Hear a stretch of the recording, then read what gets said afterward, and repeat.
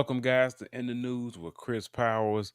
And today we're going to be doing the same thing we do every day, reacting to the crazy shenanigans that go on in the world. So today we got two stories that I wanted to share with you all. And let's go ahead and get into it. No more wasting time. Start tonight with a devastating update to a story we first told you about on the news at 5. Thank you for being here with us. I'm Lorenzo Hall. Tonight, Fairfax County Police tell us the woman who was shot just a few hours ago has died. This all happened on Woodburn Road in Annandale in the parking lot of the Inova Fairfax Medical Campus. Officers say the woman's ex-boyfriend confronted her as she left work for the day. As Melissa Kim explains, that woman was actually on the phone with 911 dispatchers when her ex began shooting. Yo, that's crazy. Look, y'all got to be careful out here, especially with these ex-boyfriends. Y'all, these exes is crazy. And look, I don't. There's not much you could have did because sometimes you just don't know that somebody's unhinged. But just try to vet effectively if you can. Let's keep going. A troubling scene outside Anderson Orthopedic Clinic here in Annandale, as Fairfax County Police say a Maryland woman in her early 30s was shot multiple times by her ex-boyfriend as she was trying to leave work on a Friday afternoon. Several bullet holes. God damn! Look at that. Jesus Christ. It's crazy. Man. You gotta be careful out here. Shattered the front windshield of this gray Jeep, where Fairfax County Police Department Lieutenant James Curry says a woman called 911 just after 4:30 on Friday afternoon. Blocking the caller with his white Volkswagen Atlas. It is her ex-boyfriend. She was inside her vehicle and called to report that her ex-boyfriend was blocking her car from leaving the area. And as she was explaining, Okay, so I was wondering if she knew he was out there beforehand. I don't think she did. I think she probably he was probably somewhere hiding, and as soon as she got in the vehicle, he just pulled up in front of her vehicle so she couldn't get out. So it's really nothing else she could have did unless she had pulled her gun and got him first. explaining what was happening. She was shot while she was on the phone with dispatch. She was screaming and no longer responding to the Sad. call taker. As our officers were responding to the scene, and that suspect quickly left the area before our officers get here. Lieutenant Curry says emergency crews got to Anderson Orthopedic Clinic and took the woman to the hospital where she later died. This is a sad, tragic case. It really is. It really is. In the meantime, officers figured out where the ex-boyfriend was heading. Fortunately, with license plate readers, it gave our officers a good direction of where he was going. That direction was Prince George's County. So when the ex-boyfriend got there, They set up in the right place. They were there, they saw his vehicle, and they were able to take him into custody. PG do have the subject in custody right now. police say they found a gun in the ex-boyfriend's car and he was taken into custody. They think he may have been waiting for his ex-girlfriend to leave work for the day. It's very possible that that's exactly what he was doing. Police say this man did have a protective order and they're trying to figure out why he violated it and shot and killed his ex-girlfriend. What do you mean why he violated? What? Look. There's not much a piece of paper can do. Hey, you can't go to your girl. Here's this piece of paper. You're forbidden to go to your girlfriend. Like who's going to enforce that? It's more of a reactive measure than it is a proactive measure. Because if I want to get at you, you think, hey, we're gonna give you this restraining order. You can't. Oh, okay. All right, I got you. There has to be better ways to deal with stuff like this. And I really wish that this lady might have had a gun and got him first, because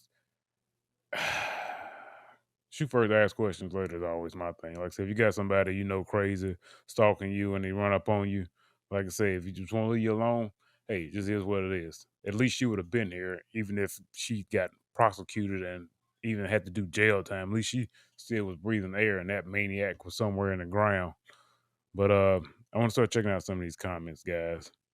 Pieces of paper won't protect you. You have to protect you.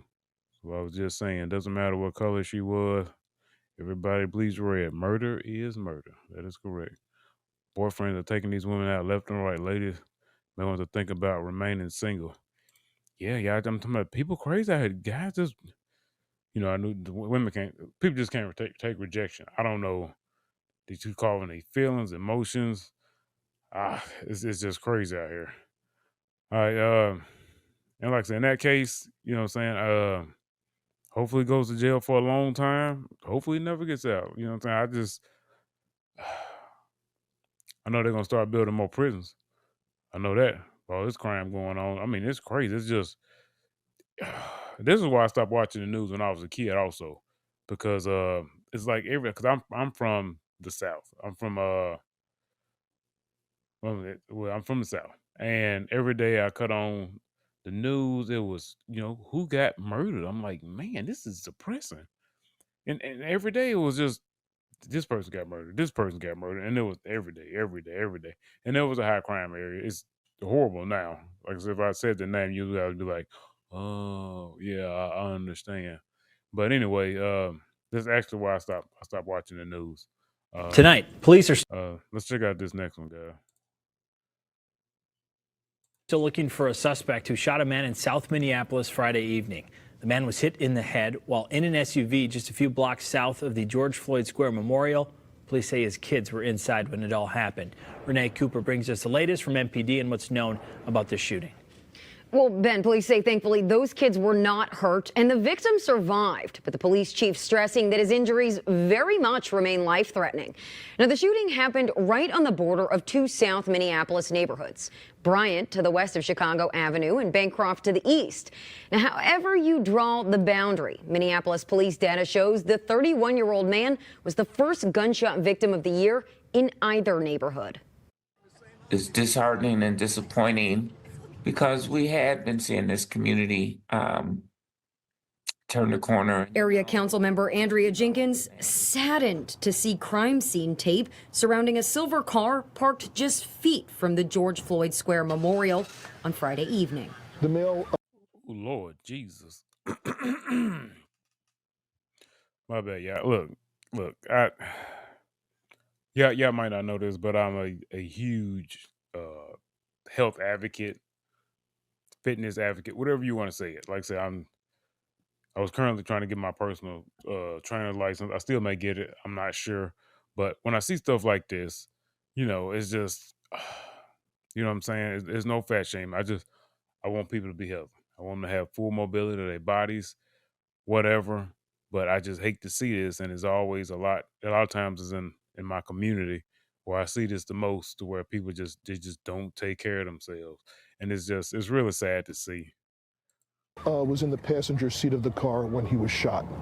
And then the female that was with him drove him and the children to this corner here. Minneapolis Police Chief Brian O'Hara says this is where the 911 call was made around 5 o'clock.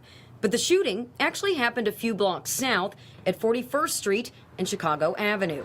Chief O'Hara says the 31-year-old man was there to meet up with people he knew, and then a, quote, altercation occurred and the man was shot in the head. O'Hara tells us the woman then drove up to George Floyd Square, where officers met up with them and started CPR. He says the woman and the victim's two kids were not hurt, but they were in the car through it all. The father of two children were shot right in their midst. Shot in the head, which is a very traumatic thing. The mother of those children was driving the car. And so it's just a really tragic situation. I don't know their ages. They appear to be young. They appear to be toddlers, from what I'm told. According to Minneapolis police data, this was the third shooting victim at the 41st and Chicago intersection since 2020. A gunshot victim was reported in April of that year. And then another one was reported almost exactly a year later in April 2021. And that was it until Friday evening. This community has been so impacted by the murder of George Floyd. And so, we're really trying to move, and we won't let this tragic event set us back. Now, Chief O'Hara says police do have leads on possible suspects, but no arrests have been made at this point.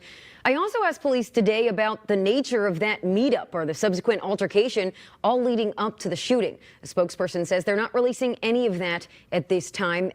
Okay, that's what I was wondering. I was like,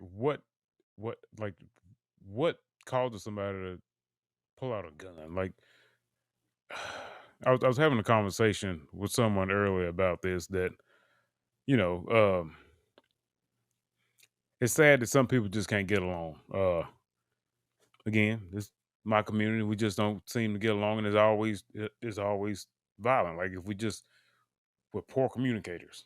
Like if you have a disagreement or something like that. Uh, Again, I don't know if this was over. Um, I know it's an ongoing investigation.